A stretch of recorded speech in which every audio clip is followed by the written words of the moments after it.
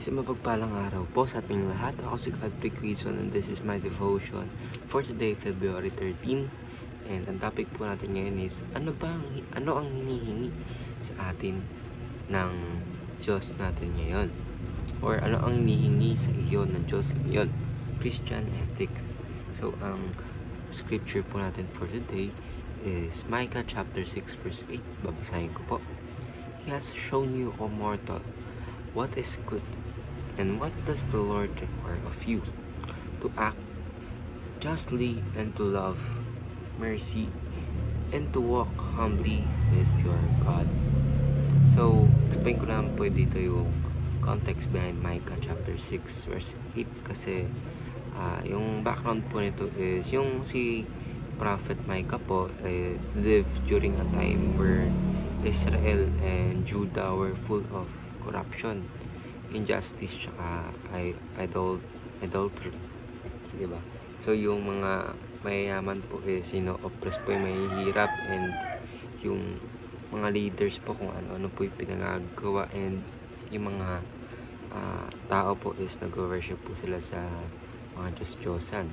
And si God po through Micah, tinatawag niya yung mga Israelites na mag-repent and to return to a life of true righteousness on sa mga utos niya, diba? So, ang teaching po natin for today is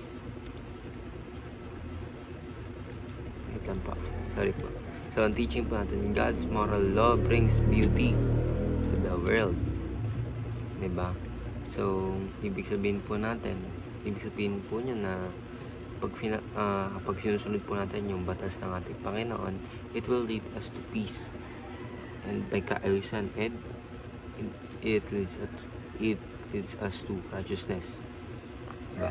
Second teaching is God's kingdom conquers the nation, kasi yung rule po ng ating Panginoon and justice will ultimately mananalo dito sa ating world or ating mundo.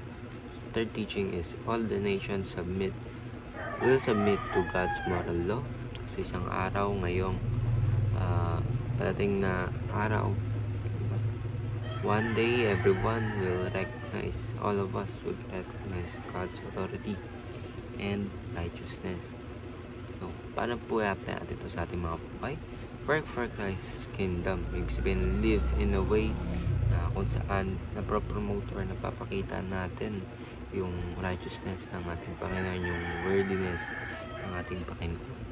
Second teaching po is fight evil by cooperating with Christ, stand against sin and injustice po while following Jesus' teachings. Ibig sabihin, malalabanan po natin itong mga kasalanan nito, mga sin, mga injustices, kung susundin po natin ang ating Panginoon. Fulfill the law of Christ, which is love. Love of God and others as a foundation of all our actions. Ibig sabihin, pangunahin po natin ang ating Panginoon sa ating mga puso in order for us to have a meaningful and good life. So, ayun lang po. Maraming salamat. Ako si Godfrey Quezon and this is my devotion for the day, February 13. Sana po ay marami kayong natutunan. Ayun lang po. Thank you.